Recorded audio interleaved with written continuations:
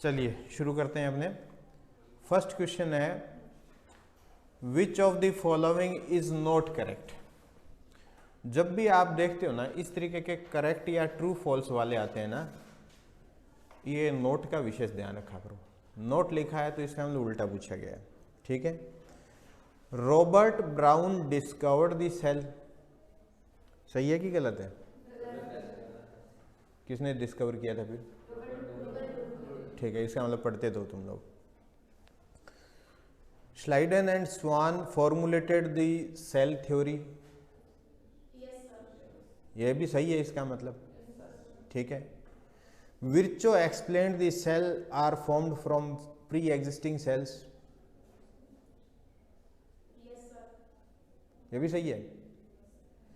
A unicellular organisms carries out its life activities with in a single cell, अच्छा क्या हो गया? A unicellular organism carries out its life activities with in a single cell, ये भी correct है। देखिए Robert brown वाला statement correct है, ठीक है। इसका मतलब समझ गए तुम लोग। तो इसका सही आंसर कौन सा होगा? नहीं नहीं, जैसा प्रश्न पूछा गया है उसके हिसाब से इसमें कौन सा टिक करोगे तुम?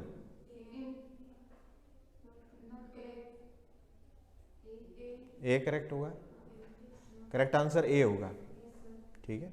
तो इसलिए जो जहां नोट लगता है ना तो उसको बड़ा ध्यान से करने का होता है। इसके बाद चलिए, न्यू सेल्स जनरेट फ्रॉम, किससे जनरेट होती है? Bacterial fermentation, regeneration of old cells, pre existing cells, abiotic material, pre existing. ये सेल थ्योरी का एक हिस्सा था, ठीक है। मैच दी फॉलोइंग, अब इनको मैच करना है। कल ही हम डिस्कस कर चुके हैं इसमें से कुछ चीज़ें। तो एक तरफ कॉलम फर्स्ट के अंदर दिया हुआ है क्रिस्टी, ठीक है, क्रिस्टी दिख रहा है, सेकंड है सिस्टर्नी और थर्ड है थाइलेकोइड। क्रिस्टी हमने पहले ही डिस्कस किया था कि माइटोकॉन्ड्रिया के अंदर मैट्रिक्स की तरफ जो अंदर की तरफ फोल्ड्स होते हैं वो क्या है? क्रिस्टी है।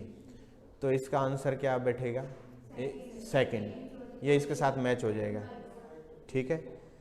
सेकंड आ रहा है सिस्टर्नी, ठीक है। और ये जो इसका हमने गोल्गी अपरेटस पढ़ा था उसमें पढ़ाई था, ठीक है। अच्छा, गोल्गी अपरेटस के दो फेजेस होते हैं, सिस एंड ट्रांस, ये भी याद होगा आपको। थाइलेकोइड्स किस में है? Flat membranous sacs in stroma.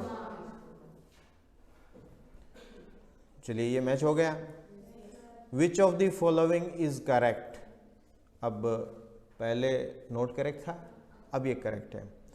Sales of all living organisms have a nucleus, both animal and plant cells have a well defined cell wall, ये सही होगा। एनिमल सेल और प्लांट सेल दोनों के अंदर सेल वॉल होती है, किस में होती है? सिर्फ प्लांट सेल में होती है। थर्ड देखिए, in prokaryotes there are no membrane bound organelles, prokaryote के अंदर मेम्ब्रेन बाउंड ऑर्गेनेल्स होते हैं कि नहीं होते?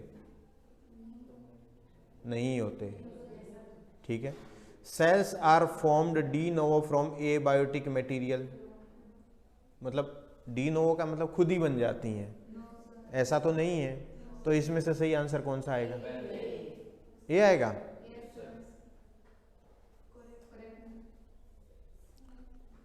चलो, सभी सेल्स में न्यूक्लियस होता है, ये करेक्ट है।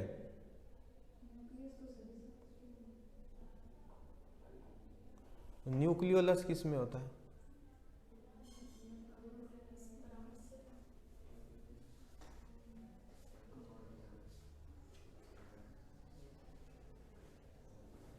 ध्यान से देखो इसको,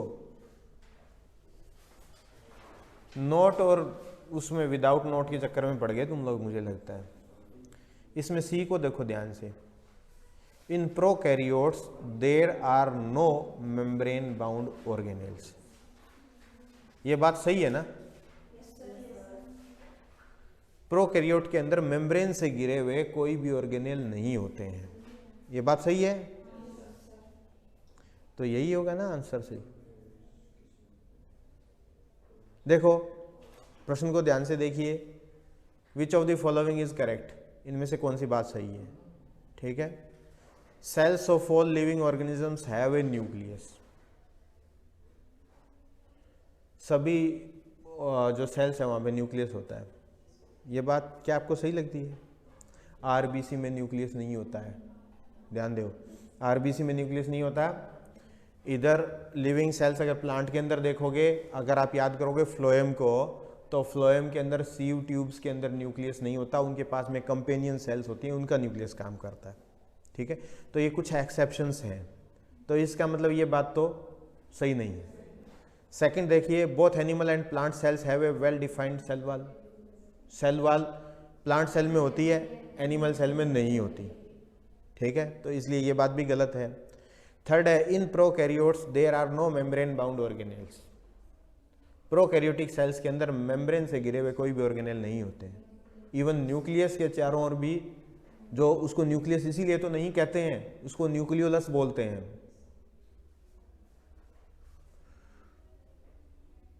न्यूक्लियोलस नहीं, न्यूक्लियोइड। ठीक है, न्यूक्लियोलस कहाँ होता है? न्यूक्लियस के अंदर। ठीक है, आप मेरी हाँ में हाँ मिलाए जा रहे हो सीधे। ठीक है, मैं हर जगह सही नहीं हो सकता, तो इसलिए मैं भी गलत हो सकता हूँ, इसलिए इसको ध्यान से सुना करो चीज़ों को। मैं न्यूक्लियस बोले जा रहा हूँ और तुम उसको कह रहे हो हाँ। ठीक है, न्यूक्लियोइड, न्यूक्लियोइड ही कहते हैं उसको, हिंदी में कहते हैं केंद्रकाभ, केंद्रक नहीं होता है। और आगे देखिए, cells are formed de novo from abiotic material. मतलब कि सेल्स खुद ब खुद बन जाती हैं, ऐसा तो नहीं है, वो तो प्री एग्जिस्टिंग से बनती। तो इसमें जो सही बनता है वो कौन सा है? सी। आगे चलिए, what is a mesosome in prokaryotic cell, mention the functions that it performs. Prokaryotic cells के अंदर मीजोसोम क्या है? अगर आप देखोगे सेल्स को, तो मीजोसोम वो सारे फंक्शंस परफॉर्म करता है जो उधर माइटोकॉन्ड्रिया करता है। तो इसके अंदर रेस्पिरेटरी एंजाइम्स होते हैं, रेस्पिरेशन से रिलेटेड जितनी भी एक्टिविटीज़ हैं प्रोकैरियोटिक सेल्स के अंदर, उसमें ये महत्वपूर्ण योगदान देता है। हाँ, कुछ और एडिशनल फीचर्स भी इसके लिखे होंगे आपकी बुक के अंदर, वो भी देखिएगा। How do neutral solutes move across the plasma membrane? Can the polar molecule also move across it in the same way? If not, then how are these transported across the membrane? ठीक है, अब ये membrane permeability की बात कर रहे हैं, यहाँ पर एक्टिव और पैसिव ट्रांसपोर्ट की बात होगी।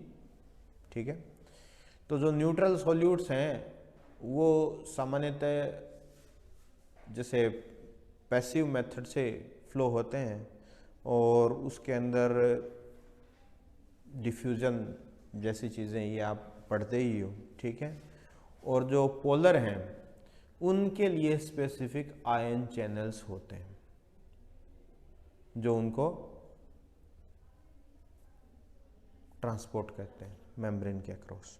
ठीक है, name two cell organelles that are double membrane bound, what are the characteristics of these two organelles, state their functions and draw label diagrams of both. अब जो दो ऐसे सेल ऑर्गेनेल्स के नाम बताने हैं जिनके चारों ओर दो मेम्ब्रेन है, कौन कौन से अभी कल ही डिस्कस किए हैं? Mitochondria and chloroplast. इसके अलावा तीसरा भी है, न्यूक्लियस में भी डबल मेम्ब्रेन है। ठीक है, तो इसमें माइटोकॉन्ड्रिया और क्लोरोप्लास्ट के डायग्राम आप बना लेना। What are the characteristics of prokaryotic cells? Prokaryotic cells के क्या क्या कैरेक्टरिस्टिक्स हैं?